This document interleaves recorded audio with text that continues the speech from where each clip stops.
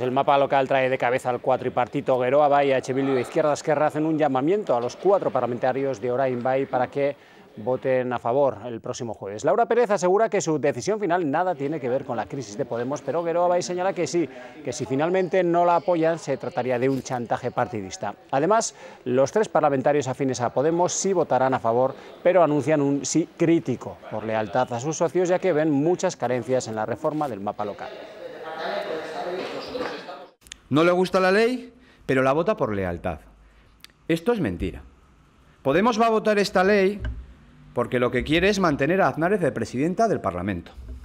Ponderando distintos elementos y lo estamos debatiendo internamente y en función de eso pues el jueves habrá una oposición.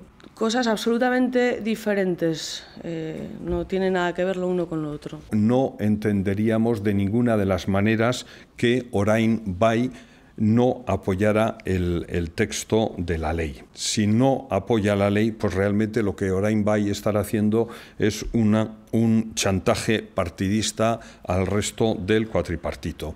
Nosotros confiamos en que no va a haber ningún problema la obtención de los 26 votos. Orain Bai o aprueba la ley o no la aprueba. No sirve en este caso un 25-24. No serviría, porque hace falta, como digo, mayoría absoluta 26.